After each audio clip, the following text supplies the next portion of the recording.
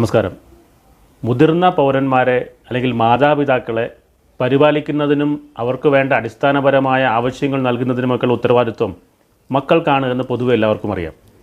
അത് നമ്മുടെ സാമൂഹിക ബോധ്യത്തിൽ നിന്നും കുടുംബപരമായ ബോധ്യത്തിൽ നിന്നും ധാർമ്മിക മൂല്യങ്ങളിൽ നിന്നുമൊക്കെ പറയുന്നൊരു കാര്യമാണ്. അതിന് നിയമപരമായ പരിരക്ഷ എന്താണെന്ന് ചോദിച്ചാൽ ഒരുപക്ഷെ CRPC 125 പ്രകാരം മാതാപിതാക്കൾക്ക് വേണമെങ്കിൽ മക്കളിൽ നിന്ന് മെയിൻ്റനൻസ് ചോദിക്കാം, ജീവനാംശം ചോദിക്കാം. ഭാര്യ ഭർത്താവിൽ നിന്ന് ചോദിക്കുന്നത് പോലെ മക്കൾ മാതാപിതാക്കളിൽ നിന്ന് അല്ലെങ്കിൽ അപ്പനിൽ നിന്ന് ചോദിക്കുന്നത് പോലെ. അതുപോലെ തന്നെ maintenance and welfare of parents and senior citizens act എന്ന 2007 ഒരു നിയമം ഇപ്പോൾ നമുക്കുണ്ട്. ഇതിനു മുമ്പും അതിനെപ്പറ്റി സംസാരിച്ചിട്ടുള്ളതാണ്. ആ നിയമപ്രകാരം മക്കൾക്ക് അതല്ലെങ്കിൽ അവരുടെ അവകാശികളായി വരുന്ന ആളുകൾക്ക് മുതിർന്ന പൗരന്മാരെ സംരക്ഷിക്കാനുള്ള ഒരു ബാധ്യത നൽകുന്നുണ്ട്. അതിൻ്റെ ഭാഗമായി ഈ മുതിർന്ന പൗരന്മാർക്ക് ആ നിയമത്തിൽ പറയുന്ന സീനിയർ സിറ്റിസൺ എന്ന നിർവചനത്തിൽ ഉൾപ്പെടുന്ന ആളുകൾക്ക് അതിൻ്റെ പരിധിയിലുള്ള എതിർകക്ഷികളിൽ നിന്ന് മക്കളിൽ നിന്ന് എല്ലാം ചെലവിന് ചോദിക്കുന്നതിനുള്ള അർഹതയുണ്ട്.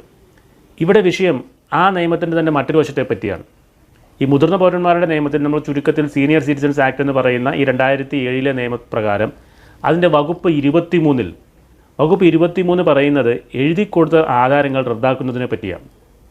മുതിർന്ന പൗരന്മാർ മക്കൾക്ക് ഇഷ്ടദാനം എഴുതി കൊടുക്കും, അല്ലെങ്കിൽ ധനനിശ്ചയ ആധാരമായിട്ടൊക്കെ എഴുതി കൊടുക്കും. അങ്ങനെ എഴുതി കൊടുക്കുന്നതിൽ അവർക്ക് ആ വീട്ടിൽ ജീവിക്കാനുള്ള അവകാശം നിലനിർത്തുകയും അല്ലെങ്കിൽ ആ മക്കൾ അവരെ പരിപാലിക്കും എന്നുള്ള ഉറപ്പിൻ്റെ പേരിലൊക്കെ എഴുതി കൊടുക്കുന്ന ആധാരങ്ങൾ പിന്നീട് അവരെ അങ്ങനെ നോക്കാത്ത സാഹചര്യം വന്നാൽ അത് വേണമെങ്കിൽ റദ്ദാക്കാമെന്നാണ് ഈ വകുപ്പ് 23 പറയുന്നത്.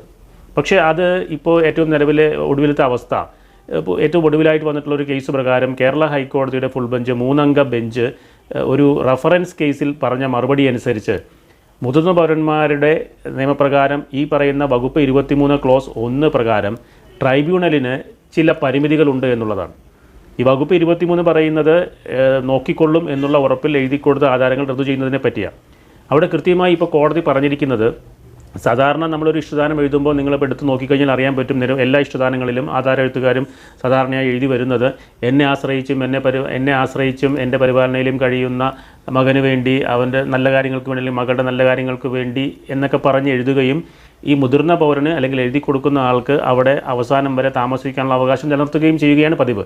പക്ഷേ അത്തരമൊരു ആധാരത്തിൽ ഇവിടെ നാളിതുവരെ ചെയ്തുകൊണ്ടിരുന്നത്, അങ്ങനെ ഒരു ആധാരത്തിൻ്റെ ഉദ്ദേശം മനസ്സിലാക്കുമ്പോൾ ഈ പറയുന്ന അടുത്ത തലമുറയിൽപ്പെട്ടയാൾ ഇത് എഴുതി കൊടുക്കുന്ന മുതിർന്ന പൗരനെ നോക്കിക്കൊള്ളും, പരിപാലിച്ചുകൊള്ളും, അയാളുടെ ബേസിക് നീഡ്സ് നൽകിക്കൊള്ളും എന്നുള്ള ഉറപ്പിൻ്റെ അടിസ്ഥാനത്തിലാണ് എന്നൊരു വിവക്ഷയാണ് ഉണ്ടായിരുന്നത്.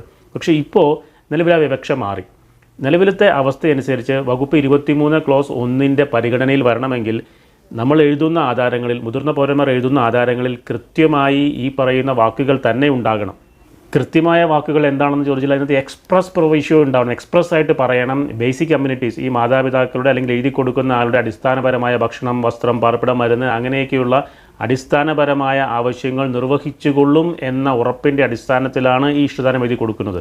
ഒരുപക്ഷെ അത് രജിസ്റ്റർ ചെയ്യുന്നതിന് വേണ്ടി രജിസ്റ്റർ ഓഫീസിൽ കൊണ്ടുചെല്ലുമ്പോൾ ഇത് ഇഷ്ടദാനത്തിൻ്റെ സ്വാഭാവിക പരിധിയിൽ വരുമോ എന്നുള്ളതൊക്കെ, പിന്നീട് അതിൻ്റെ സ്റ്റാമ്പ് ഡ്യൂട്ടി കൂടുമോ എന്നുള്ളതൊക്കെ വേറെ വിഷയങ്ങൾ. പക്ഷേ നിയമപ്രകാരം ഇതൊരു ഇഷ്ടദാനമായിട്ട് തന്നെ നിലനിൽക്കുകയും ചെയ്യും. ആ ഇഷ്ടദാനത്തിൽ മുതിർന്ന പൗരനെ ആശ്രയിച്ച് കഴിയുന്ന മകനോ മകൾക്കോ കൊടുക്കുന്ന ദാനാധാരമല്ല, അതിനു പകരം മുതിർന്ന പൗരന് ബേസിക് അമ്യൂണിറ്റീസ്, അടിസ്ഥാനപരമായ സൗകര്യങ്ങൾ ചെയ്തു കൊടുക്കും എന്ന വിശ്വാസത്തിൻ്റെ അടിസ്ഥാനത്തിൽ എഴുതി കൊടുക്കുന്ന ആധാരമാകണം. അങ്ങനെ എഴുതി കൊടുക്കുമ്പോഴാണ്, അതിനകത്ത് ലൈഫ് ഇൻട്രസ്റ്റ് വെക്കുകയും കാര്യങ്ങളൊക്കെ ചെയ്യാം.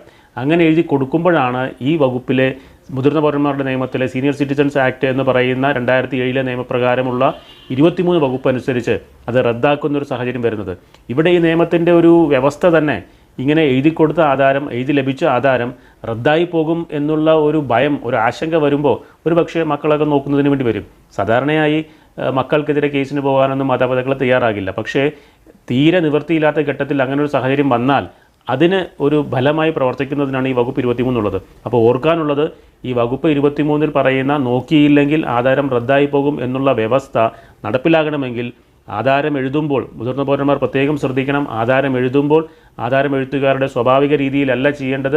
ആധാരം എഴുതുമ്പോൾ ഇഷ്ടദാനമാണെങ്കിലും മറ്റു ധനനിശ്ചയം ആ രീതിയിലുള്ളതൊക്കെ ആണെങ്കിലും ഈ മുതിർന്ന പൗരൻ്റെ അടിസ്ഥാനപരമായ ആവശ്യങ്ങൾ, ഭക്ഷണം, വസ്ത്രം, പാർപ്പിടം, മരുന്ന് എന്നിങ്ങനെയുള്ള അടിസ്ഥാനപരമായ ആവശ്യങ്ങൾ എഴുതി കൊടുക്കുന്ന അയാളിൽ നിന്ന് അത് തിരിച്ചു കിട്ടും എന്നുള്ള ഒരു പ്രതീക്ഷയിലാണ്, ആ ഒരു സ്വപ്നത്തിലാണ് ആധാരം എഴുതി കൊടുക്കുന്നത് എന്ന് അതിൻ്റെ വരികളിൽ നിന്ന് തന്നെ, അതിൻ്റെ റിസൈറ്റൽസിൽ നിന്ന് തന്നെ മനസ്സിലാക്കാൻ തക്ക സാഹചര്യം ഉണ്ടാകണം. എന്നാൽ മാത്രമാണ് ഈ ആധാരപ്രകാരം നോക്കാത്തൊരു സാഹചര്യം വരുമ്പോൾ RDOയ്ക്ക് പരാതി കൊടുത്ത് അത് റദ്ദാക്കുന്ന ചർച്ചകളിലേക്കൊക്കെ എത്താനാകൂ. ഒന്നുകൂടി മനസ്സിലാക്കണം, വരികളിൽ കൃത്യമായിട്ട് തന്നെ ഉണ്ടാകണം എന്നുള്ളതാണ് അതിൻ്റെ അർത്ഥം. ഇവിടെ കോടതി ഈ ഒരു റഫറൻസ് കേസിൽ കൃത്യമായിട്ട് എടുത്തു പറഞ്ഞത് ട്രൈബ്യൂണലുകളുടെ അധികാരവും സിവിൽ കോടതിയുടെ അധികാരവും തമ്മിൽ വ്യത്യാസമുണ്ട്. നമുക്കറിയാവുന്ന കാര്യം തന്നെയാണ്. ട്രൈബ്യൂണലിൽ ഇതിനു മുമ്പ് തന്നെ ഡിവിഷൻ ബെഞ്ചിലും സിംഗിൾ ബെഞ്ചിലുമൊക്കെ കേരള ഹൈക്കോടതി തന്നെ പറഞ്ഞിട്ടുള്ളത് ഇങ്ങനെ എഴുതി കൊടുക്കുന്ന ആധാരത്തിൽ അത്തരം കൃത്യമായ വാക്കുകൾ ഇല്ലെങ്കിൽ പോലും ഈ ഒരു നിയമത്തിൻ്റെ ഉദ്ദേശം മുതിർന്നവരെ സംരക്ഷിക്കണം എന്നതായതുകൊണ്ട്, നമ്മുടെ സാമൂഹിക സാഹചര്യങ്ങൾ പരിഗണിക്കണം എന്നൊക്കെ ഉള്ളതുകൊണ്ട് അങ്ങനെ പ്രത്യേക വാക്കുകൾ ഇല്ലെങ്കിലും ഈ വകുപ്പ് 23 പ്രകാരം ഇവരെ നോക്കിയില്ലെങ്കിൽ അത് റദ്ദാകുന്നതിനുള്ള സാഹചര്യം ഉണ്ടെന്നായിരുന്നു. പക്ഷേ ഇപ്പോൾ ഈ റഫറൻസ് കേസിലൂടെ ആ സാഹചര്യം മാറി. അതുകൊണ്ട് ശ്രദ്ധിക്കാനുള്ളത്, ട്രൈബ്യൂണലുകൾക്ക് ഇതിൻ്റെ ഒരു സർക്കംസ്റ്റൻസ് അനുസരിച്ച് ആ കേസ് ഓരോ കേസിലെയും സാഹചര്യം അനുസരിച്ച് അങ്ങനെ നോക്കിക്കോളും എന്ന ഉദ്ദേശത്തോടു കൂടിയാണ് എഴുതിയത് എന്ന് അനുമാനിക്കാനുള്ള ഒരു ജൂറിസ്ഡിക്ഷൻ, ഒരു അധികാരം ഇല്ല എന്നുള്ളതാണ് നിലവിലെ നിയമവ്യവസ്ഥ. ഒരുപക്ഷെ ഇത് മാറിയെന്ന് വരാം. മാത്രമല്ല, ഈ റഫറൻസ് കേസിൽ തന്നെ പറയുന്നുണ്ട്, സീനിയർ സിറ്റിസൺസ് ആക്ടിൻ്റെ വകുപ്പ് 23 പറയുന്ന ആധാരം റദ്ദാകുന്ന സാഹചര്യം വന്നാൽ പോലും അത് റിക്കവറി ഓഫ് പൊസഷൻ തിരികെ എടുക്കണമെങ്കിൽ സിവിൽ കോടതിയെ ആശ്രയിക്കേണ്ടി വരും. അപ്പോൾ അതുകൊണ്ട് തന്നെ അത് കൃത്യമായി ആ രീതിയിൽ ട്രൈബ്യൂണലുകളുടെ അധികാരവുമായി ബന്ധപ്പെടുത്തി എങ്ങനെ അത് പറയാൻ പറ്റുമെന്നൊക്കെ ചർച്ചകളൊക്കെ ഉണ്ട്. എന്താണെങ്കിലും ആ നിയമം ചോദ്യം ചെയ്ത് അതിൻ്റെ നിയമപരമായ സാങ്കത്യത്തെ തന്നെ ചോദ്യം ചെയ്യുന്ന ഒരു സാഹചര്യം ഇപ്പോൾ കേസുകളായി നിലവിലില്ല. ഒരുപക്ഷെ ഭാവിയിൽ അതും വന്നേക്കാം. അതല്ലെങ്കിൽ ഈ റഫറൻസ് കേസിൽ തന്നെ മറ്റെന്തെങ്കിലും മേൽക്കോടതികളിലെ ഇടപെടലിലൂടെ മാറ്റങ്ങളുമൊക്കെ വന്നേക്കാം. പക്ഷേ നിലവിൽ ഞാനിത് സംസാരിക്കുന്ന ഈ സാഹചര്യത്തിൽ 2021 ഓഗസ്റ്റ് മാസത്തിലാണ് ഞാൻ സംസാരിക്കുന്നത്. നിലവിലെ സാഹചര്യത്തിൽ ഇപ്പോൾ നിലവിലുള്ള കോടതിയുടെ വിധി പ്രകാരം ആധാരങ്ങൾ എഴുതുമ്പോൾ മുതിർന്ന പൗരന്മാർ പ്രത്യേകം ശ്രദ്ധിക്കേണ്ടത് അവർക്ക് അടിസ്ഥാനപരമായ ആവശ്യങ്ങൾ നൽകിക്കൊള്ളും എന്നുള്ള ഒരു ഉറപ്പിൻ്റെ അടിസ്ഥാനത്തിൽ, അത്തരം പ്രതീക്ഷയിൽ എഴുതുന്ന ആധാരങ്ങൾക്ക്, ഇഷ്ടദാനങ്ങൾക്ക് മാത്രമാണ് പിന്നീട് സീനിയർ സിറ്റിസൺസ് ആക്ടിൻ്റെ പരിഗണന ഉപയോഗിച്ച് RDOയുടെ മുന്നിൽ പോയി ആധാരം റദ്ദാക്കുന്ന സാഹചര്യത്തെ പറ്റിയൊക്കെ വാദിക്കാൻ അവസരമുണ്ടാവുകയുള്ളൂ, നിയമപരമായ അവകാശമുണ്ടാവുകയുള്ളൂ എന്നത് എല്ലാവരുടെയും അറിവിലേക്ക് ഉണ്ടാകണം. ഞാനത് പ്രത്യേകിച്ച് പറയാൻ കാരണം, ഇതിനു മുമ്പ് ചെയ്തിട്ടുള്ള വീഡിയോയിൽ നിന്ന് തന്നെ പല ആളുകളും അഭിപ്രായങ്ങൾ വിളിച്ചു ചോദിച്ചതുമായ കാര്യങ്ങളിലെല്ലാം ഒരുപാട് മുതിർന്ന പൗരന്മാർ വേദനയോടുകൂടി ഇപ്പോൾ തിരിച്ചറിയുന്നുണ്ട്.